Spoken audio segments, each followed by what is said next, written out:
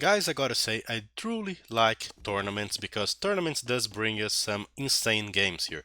On the finals of Quintessential Cookout, Viper and Sebastian played each other on Arabia, of course, one of the most popular maps of Age of Empires, and they did played a very interesting matchup here. Portuguese for Sebastian versus Gurjaras from the Viper. So Gurjaras are not so much loved here. This civilization has been ignored for quite a while. It had honestly one of the worst win rates of the game, and it's very complex to play. You actually need to make a mill start, so basically you do start with those forage bushes. You actually have to use the mill in order to improve your economy. You don't have a scout, you actually have a camo scout, which has more HP but less attack, so even during the Dark Age, this is not a great unit to have. So for many reasons, Gurjaras are difficult civ to play, their win rate is low, which doesn't mean that they are bad, they're just a hard civilization to understand and to play. And Viper does choose this civilization, and that actually got my attention because honestly, why would he get such a civ that no one likes? And here's the reason. He actually has a plan, he knows how to play the Civ, and we did had an excellent game against a popular Portuguese here from Sebastian. Portuguese are honestly a great civilization. They can actually play well in a lot of maps, in that includes Arabia. As you can see on this game, Viper just got his ship stolen here by Sebastian. Two of his ships got stolen. He was still hunting Reveille here, using his views, and about to click the next stage. He was able to fight back and recover one of his ship. Now he's recovering the second ship, and he's on the way to the feudal age with 19 pop. So a very regular build here for the Gurjaras, nothing special. Going now for a barracks, and I was actually wondering what is his plan gonna be here as the Gurjara. He already started to wall here, using houses, using barracks, so building a very defensive way. His map's not so bad to defend. He does actually spot two ships from Sebastian, then that can actually boost his economy a bit, and a scout trap. Very good scout trap here by Viper. Basically building here while Sebastian was going through, and this will actually give him some small leverage on the first stage. A second gate just to block the scout from escaping, and he does kill the scout using his Camel Scout. He's opening here with an archer range, which I found quite curious. He does go for two upgrades, both horse collar, and also he did went here for the double beat X. He's actually eating some of the ship in order to get extra food, so he's actually adapting his build to how much food there's available, and that's why I'm saying that Gurjaras are a complex civ. And meanwhile, he has started to make skirmishers. So skirmishers, Camel Scout investigating, he does know that Sebastian is playing scouts, and Viper's about to attack him using a minimum number of skirmishers, spearmen, and a Camel Scout. Sebastian tries to counterattack, got defended here by Viper. Skirmishers and Spearmen doing a good job here on the defense. Also on the offense, he did manage to spot one villager from Sebastian and kill it, and he does know that Sebastian is also investing into an archer range. So Viper might have to counter this somehow.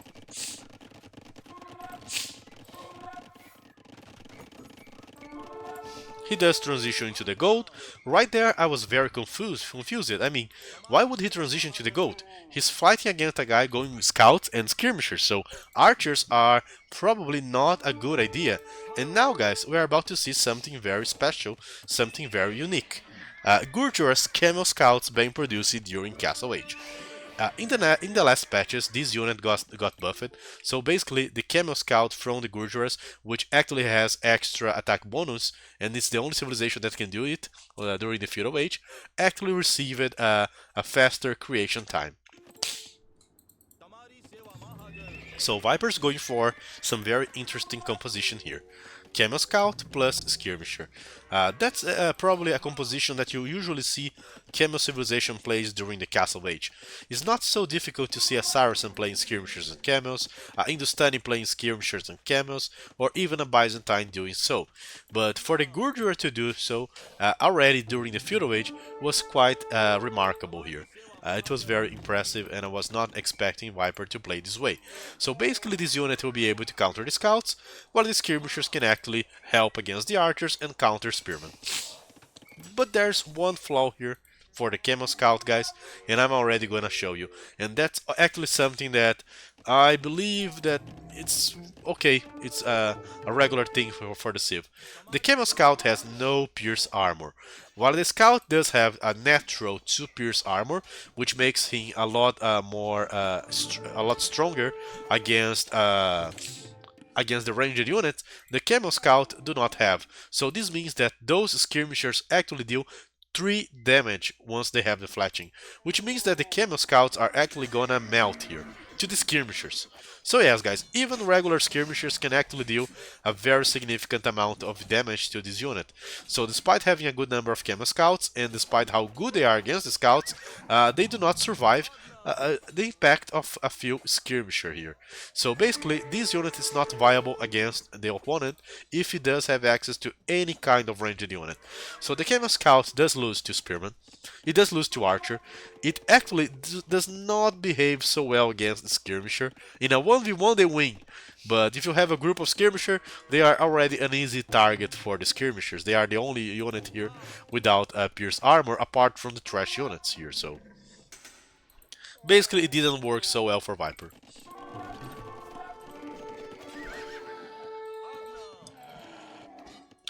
Viper actually compensated that by adding a single pierce armor here. Still, the Camels still receive 2 damage from the skirmisher, and that's such a high investment for the unit. Anyway, game kept going on, more skirmishers, about to click to the next stage. Sebastian was already on the next stage as the Portuguese, messing archers. Viper was already going towards the next stage as the Gurjaras, going for another range, going for extra upgrades for his units, such as bloodlines, such as the armor, and basically I think that he would just keep the similar build here. Skirmishers and Camels. Now during the Castle Age, the Camels do receive some buff, they actually get 120 HP, his skirmishers can actually receive massive upgrades to resist to the arrows as well, so that's a whole different game. And meanwhile, Sebastian is actually going for crossbowmen as the Portuguese, together with ballistics.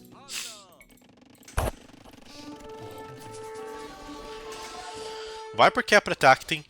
A very good approach here by Sebastian was to go the crossbowman and actually hit this exposed gold from the Viper. He did got punished for it. Viper couldn't have the same lucky here as the gold was not so close to the walls. The way that Sebastian built actually provided him quite some safety. And there guys, we can see another issue here with the Gurjaras. When you have a civilization like the Hindustanis, they actually have a bonus against buildings. When you have a civilization like the Byzantine, they can actually mix in some knights if they want to get extra damage against buildings.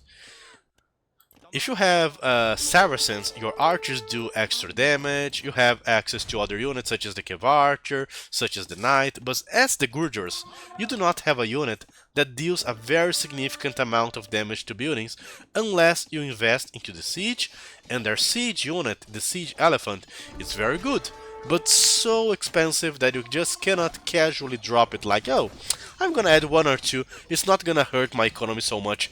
It will.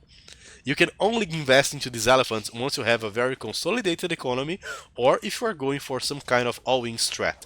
They are very expensive. So as you can see, despite Viper army being stronger, he's suffering a lot to actually deliver some kind of damage, because he cannot have enough damage against buildings. So that's another flaw from the Gurjaras here, and honestly, he's just walking around that flaw, making more units, losing several views. And now he has started to use a different unit to support his military, the Shrivansha Rider. The rider that actually has a big shield here that you can charge and block some projectiles. Skirmishers are still going okay. Viper's going Revy here now for the stone. The skirmishers are finally inside of his enemy. The camels, guys, they do not resist so much, so just in order to try snipe some mangoes, the camels lost their life, and now, with two regular knights, without camels protecting, all the skirmishers are about to die. Meanwhile, Sebastian is still doing a good job, Viper is still doing a good job here, keeping the map control and keeping access to this neutral hill between the two of them.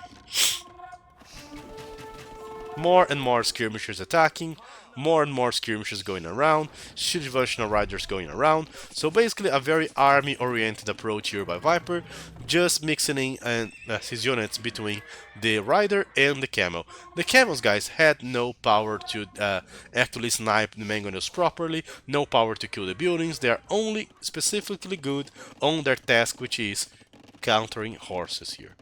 3 TCs for Viper. So far, single TC for Sebastian, but guys, he is a Portuguese player and he is actually going for the infamous double gold composition. Basically, he's using crossbowmen combined with knights, and this is the famous double gold comp. When you just invest into armies that are core armies, like both crossbowmen and knights, and since you have the discount on gold as the Portuguese, you can actually afford those two. Still, that's a high bet from Sebastian. He does have to deal damage because he's only sacrificing his economy, his booming economy. He's not being able to add more TCs and keep them up in order to make that. Viper is about to drop a castle there. He already shown that he intends to do so. This hill is very strategic, but it doesn't take out any important resource from Sebastian. So it's more like a map control kind of play, this one. And there goes a big fight. Camels attacking the knights, skirmishers attacking from the top, riders trying to go for the mangonels. The mangonels are no more, but where are the camels? Guys, they melt. The camels just melted here, trying to fight against the units, and now the game is at risk. Viper might actually get his castle denied. He does trade a mangonel versus mangonel, but he cannot kill, he cannot do anything against his army of a double gold comp without enough numbers. So trying to play 3 TCs actually backfired because he couldn't play. Still not such a bad fight. Sebastian is left with a few units here, but not a huge army that can just snowball the whole situation. Viper goes for his counter army, Sebastian goes for his army, and things just keeps going on. Skirmishers and camels versus crossbowmen and knights, so that's a very expected composition here. But now Sebastian with the double gold comp, and his insane micro can actually deal several damage here to the enemy units. Crossbowmen hitting and trying to kill camels one by one, monks converting and healing enemy units. Converting enemy units and healing your own, skirmishers trying to snipe the crossbowmen one by one, so a very interesting fight, and Viper is now coming from the two sides with his views to try and finish off the castle. Monk has been killed, crossbowmen are doing a very good job here, dodging the skirmishers, but they can only do so much. Viper has lost way too much builds, guys, in order to accomplish making this castle. The castle's still not up, but he's finally getting some good fight. With multiple stables and multiple archer ranges and the combination of elite skirmishers, dimensional rider and camels, he's finally able to drop the castle. Sebastian is trying to develop. As you can see, guys, Sebastian did invest a lot into army, so right now he only has 2 TCs, about to make the third, and he is behind the economy. Despite all the villagers that a Viper has lost, the double gold comp is still expensive. What is actually keeping Sebastian at a good place is that this castle is not denying any important resource, and this castle from a Viper will actually kill this TC, but Sebastian will still be able to keep collecting the stone. He just needs a mining camp on the other side, and his secondary and his third, and also his second and his third gold are still safe, which means that he'll be able to keep making units. Now Viper goes for something very unique. He did went for the silver crown from the Gurjaras. That's honestly a very expensive crown. You pay like half the price of an Imperial Age here, guys. You pay 500 food and 450 gold for a military discount. So this means that in order for this build to pay back, for this upgrade to pay back, you have to keep making army. So whenever you make this upgrade, instead of going towards Imperial Age like Sebastian is doing, you are just saying, okay, I have to recover from this investment by massing army during the Castle Age. I will only have a payback to this investment if I do invest heavily into army. And now Viper does start to invest heavily into army. Different cavalry units, cheaper light cavalry that costs only 60 food. With this amount of food of farms here, he would just be able to keep spamming units for a long time. But he does have to go there and jump on Sebastian before he has enough power to play during the Imperial Age. For that reason, he now starts to add armored elephants. So that's another different thing from the Gurjaras here. Instead of trying to go for the Imperial Age, they actually try to go for a massive Castle Age play. Very interesting. Skirmishers everywhere.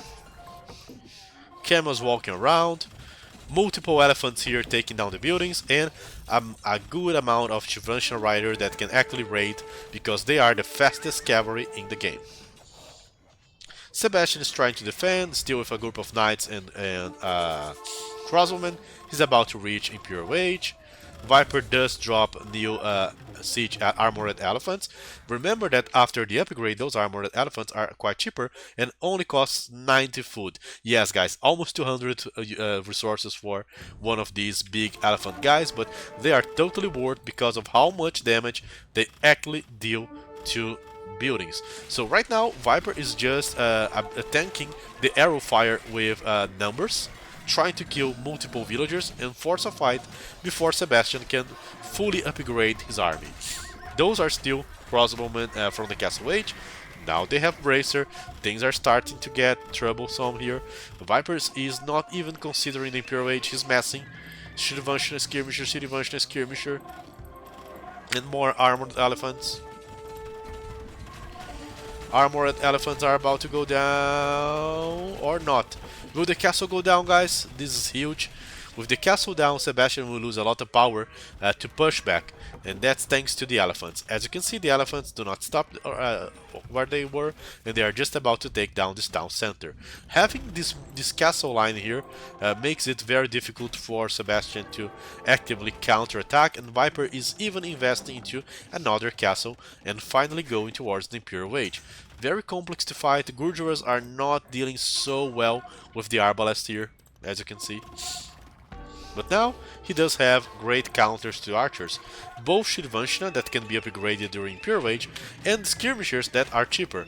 With those cheap units he can actually go there and do it, but man, look how strong arbalest can be on the hand of a guy like Sebastian. If this was a game against any regular player, this arbalest would be already dead.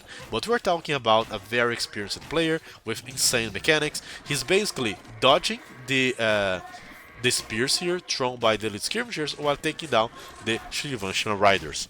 So this is being a very expensive fight for Viper, and honestly, I think that the only reason he's winning is raw numbers. And that's a different way to think of the Gurjaras. A civilization to win by spamming military units, raw numbers using their silver crown. Elephants are still being very annoying. They can actually melt the buildings here.